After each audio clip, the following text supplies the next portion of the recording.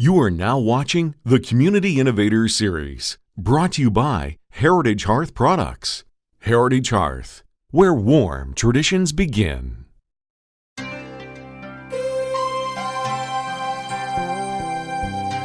Welcome to Community Innovators presented by CN Media Services. I'm Jane Nicholson, and joining me today is the Executive Director of Feed Nova Scotia, Nick Jennery. Thank you for joining us. Oh, you're welcome, Jane. So many people turn a blind eye and assume that we don't have hungry people here in our own communities. So can you tell us a little bit about the myths around hunger here in Nova Scotia? Well, there are myths around hunger, and they range from we don't have a hunger problem at all because you don't see emaciated people on the sidewalks. And they range from that perspective all the way over to, well, maybe there's a group there's a segment in our population who perhaps are a little lazy and they just want free groceries, and maybe they've got a sense of entitlement. So those are some of the myths that are out there. The truth is it couldn't be farther from either of those perspectives. There are 44,000 Nova Scotians registered for support with food banks. Wow. So that's 1 in 21. And while you think about that number, 44,000, think about how difficult it would be for you to walk into a food bank that you've never been there before, and maybe you've got a young family and you can't feed your kids and you're in a state of high anxiety. Think how difficult it is to walk through that door and admit to a stranger that I'm in such a bad place, I can't even feed my kids, I need help. Now, a lot of folks, I wouldn't say a lot of folks, there's some people who can't do that, and that worries me a little bit. So that 44,000 actually is probably a conservative number. I know there are senior citizens out there who, because they have a high sense of pride and self-esteem, and it's just too difficult to ask for help. And now food banks are kind of transitioning into community support centers. Yeah. So can you tell us kind of why that's happening and what services they're offering outside of just the food? Sure, it's actually very exciting. You know, food banks have been around for about 30 years, and they were considered to be an interim help. And here we are today, and you know, we support 94 food banks, as well as some 40-odd shelters and meal programs, and that's just here in Nova Scotia. Food banks do more than just hand out food. Food banks know, so if you came into my food bank, what would happen is, Jane, we're going to give you some food because you're clearly in a high state of anxiety, and then there's no judgment. We're going to treat you with dignity and respect, and then we're going to enter into a conversation that's comfortable for you to see if we can't help you get to a better place. Now, there may be reasons why you're reaching out to a food bank for help. Maybe you need, maybe you don't have a job. Maybe you have life skills or parenting challenges.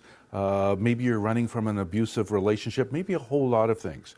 So what the food banks have done over the years is that as they focus on the client, and we call them clients, they try very hard to help not only giving you food so that you can start to deal with some of these issues, but also help address some of the challenges in your life. And that takes you down different roads. That takes you to maybe it could be cooking skills. Maybe it could be how to approach an interview for a job. Maybe it could be how to form a personal network so that you're talking to people who understand the things that you're going through. A lot of those types of things go on. And when people donate and support Feed Nova Scotia, there's a wonderful social investment that they're making into their community. So can you tell our viewers about that? I have so many stories around that. You know, we operate a warehouse, a small warehouse and an office down on the Bedford Highway. And every now and again, you'll see somebody who comes running into the warehouse, and our warehouse manager tells his story that he was just driving the forklift and doing what he does, and this woman ran into the warehouse and said, "Where's James?" And James looked startled, and this woman went up to him and hugged him like she didn't ever want to let go. And it happens every day. And this woman said, "You helped me 10 years ago. I was in a tough spot, and I didn't know how I was going to get hold of my life. You helped me out. You said some comforting words to me, and what I felt was that you believed that I can get to a better place. So here I am 10 years later. I got 2 great kids, and I've got a job, and life is good, and I'm doing lots of things in community, and I want to thank you, James, for what you did. I mean, wow. it captures me every time I tell that story, and James can't say it without crying, and he's a big, hulky guy, you know. So it is a social investment. If I look at somebody I've got on my board, Mike Brown, he tells a very interesting story where he grew up, single-parent family. His mom couldn't work for a whole lot of reasons, some anxiety and depression issues and things like that. So they relied on the food bank for support. And he got his most exciting day of the year as a child was when the food bank delivered a Christmas hamper. And he went to school and he was so excited. He said, "We got our Christmas hamper. Did you guys get yours?" And the kids made fun of him, said, "Well, that's for poor people." And it kind of stung. And as he tells the story even today, you can hear it in his voice. But he went on. He put himself through school, held down 2 jobs, and in 2011, I think it was, he was the youngest winner of the Sobeys Award for Business Excellence. He now owns 4 companies, and he is giving back to community more ways than most people that I meet. So he runs food drives. He does, if you donate $1, I'll donate $1. He serves on my board. He tells his story. He's a hugely inspirational young man, and he's just in his early 20s. Wow. So is it a social investment? Sure, because it's a hand up. It's not a handout. And if you've ever relied on the support of a food bank, you never forget it. It changes you. You're usually extraordinarily grateful, and you look for ways to give back. And if you go on our YouTube channel, you'll see some of those stories of people who are saying, "You know what, I needed help, and now I'm giving back, and I feel so good about myself because I'm giving back the same way somebody helped me out." Well, those are amazing stories. Oh, we got a lot of them. Yeah. So one of the main perceptions people have about food banks is when they think about them, they think of the shelves being stocked with just boxed, processed foods, and they don't think about the healthy, nutritious whole foods. So can you tell us how Feed Nova Scotia supports a healthy lifestyle? Absolutely. We all know that, eating healthy food makes you healthier, and you just do things better. We all know that, and at Feed Nova Scotia, we try very hard to make sure that when we ship out a pallet of food to a food bank or a shelter or a meal program, it represents a balanced diet. So if you walked into our warehouse, you'll see a lot of volunteers, and they're sorting out food, donated food that we get from the major retailers and other places. And we sort it into grains and cereals, protein, dairy products, all those types of things. We have 9 different categories of food. And so we know the number of clients that each food bank or shelter has. So we know how much food we have to put together. But more than 50% of what we ship out are perishable products. So they're like frozen chickens. There are all sorts of fruits and vegetables and blueberries and onions and carrots and all of those types of things. And a lot of people are actually quite surprised by that. But the major retailers are extraordinarily generous in helping us out by donating food that either can't be sold or surplus. The farmers in this province are phenomenally supportive of what we do, and they understand that social investment. So we're very proud that at the end of the year, we're approximately 53% of the 2 million kilograms that we ship out during the year, 53% are perishable products. That's really amazing. We need to take a short break, but first, here's a word from our sponsor and a short piece about what the Glace Bay Food Bank is doing in their community. This episode of the Community Innovator Series is brought to you by Heritage Hearth Products. Heritage Hearth, where warm traditions begin. Our food bank, it's a hub. It's a big piece of our community puzzle, if you will, of all the things that are going on in our community. It's life and death for some people, it really is. Knowing that the food bank is here for us is very comforting. We want to be more than a food bank here, just giving food out. We couldn't do without the community, and especially the partnerships. So we're always looking for new partners. We partnered with dietitians from Sobeys and the Atlantic Superstore and the Health Board. We love to get perishables from Feed Nova Scotia. Greens that we get, tomatoes, bananas, blueberries. A lot of our clients wouldn't buy that, but they get them here. A lot of them can't believe what they're getting, that they, you know, it's not something we would normally give them. You know, the thank yous and the gratitude is really sometimes overwhelming. It's just, you know, it's wonderful. It's incredible when you realize it's not only my small family that supports me, it's my whole community. It's a hard thing to come to a food bank. It's terribly hard. So we're all about dignity and respect. It's a nice little community to live and work in and give back to.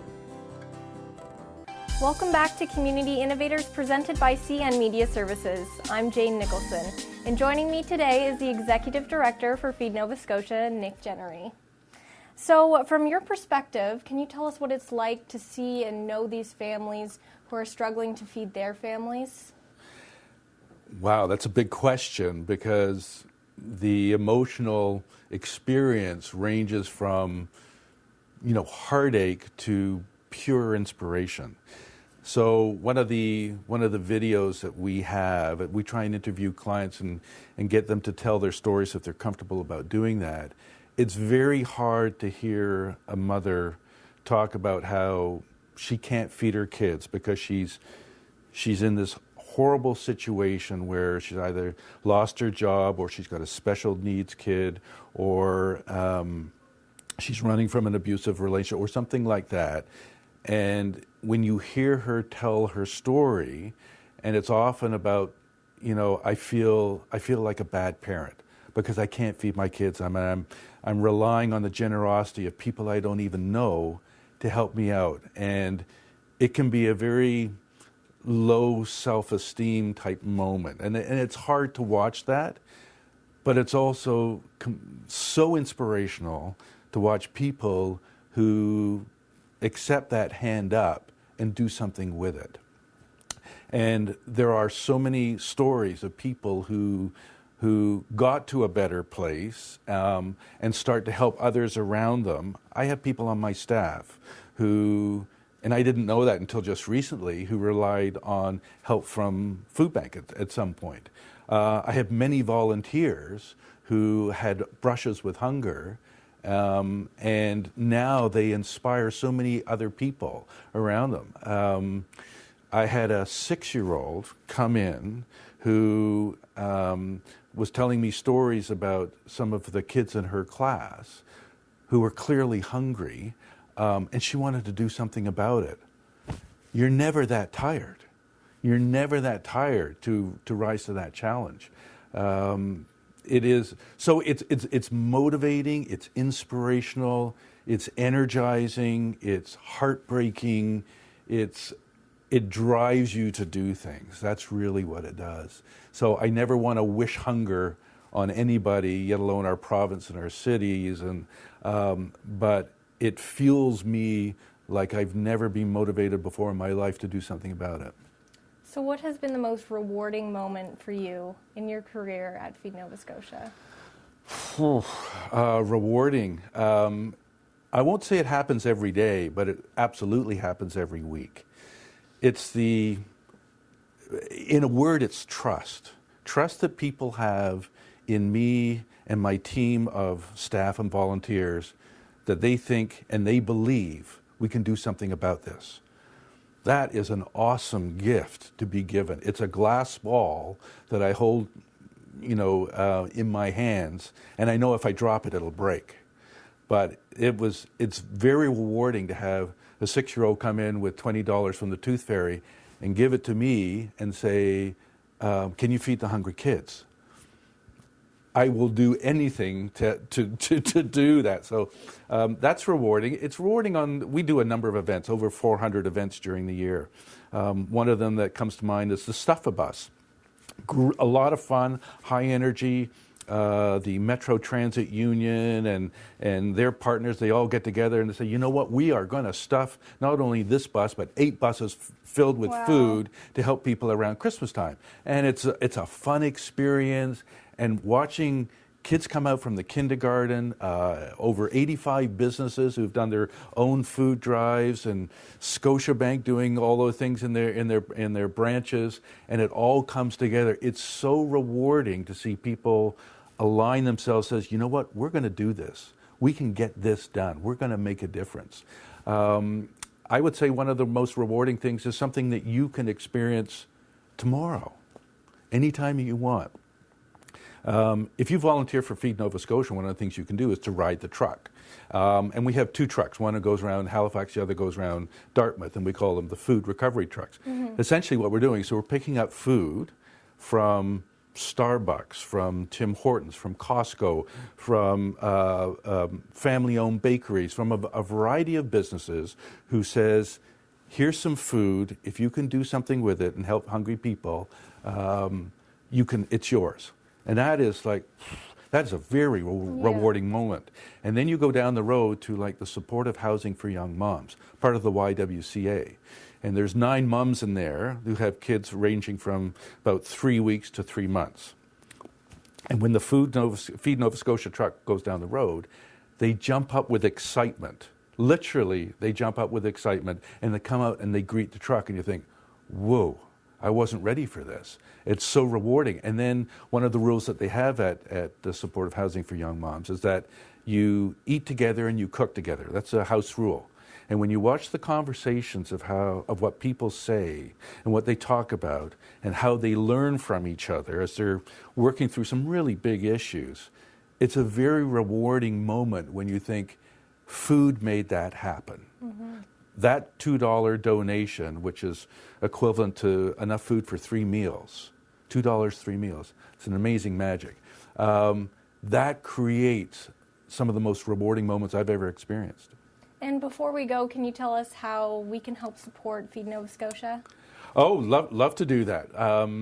How you can help Feed Nova Scotia, the 2 quick things are food and money really do help. Food, because we can get it to people who are hungry, and $2 is enough to provide enough food for 3 meals. And you think, how does that work? Well, most of our food is donated, so we're paying for trucks and insurance and warehousing and those types of things. So it's a great investment. A toonie goes a long way. So food and money is one thing. The other thing I would say, tell a story. If you've had a brush with hunger, if you know somebody who's had a brush with hunger, park the stigma. Those days are over. And tell the story. And be proud about that. I know people who are general managers of radio stations, directors of multinationals operating here in Halifax, people who own their own businesses, people who are extraordinarily successful by any metric, and they come in their background, they've had a brush with hunger. So tell that story, because that's probably the biggest donation you could give to us. And if you don't have a story like that, then go create a story. And you think, how can I do that? If you volunteer at Feed Nova Scotia, volunteer at a food bank, at a shelter, at a meal program, it will change you. You will meet people who will make you think, make you laugh, make you cry, ride the truck, as they talked about, and you will have created a story, and then you've got something to share. And that's a very powerful thing that you can do to help us, because what it does, it gets rid of the myths. It starts to align some thinking, it creates some momentum, some energy, and we can kind of get this done. Well, thank you so much for joining us and sharing all of your amazing stories. Oh, you're welcome. It's my pleasure, Jane. This has been Community Innovators presented by CN Media Services. Thanks for watching. Thank you for watching the Community Innovator series, brought to you by Heritage Hearth Products. Heritage Hearth, where warm traditions begin.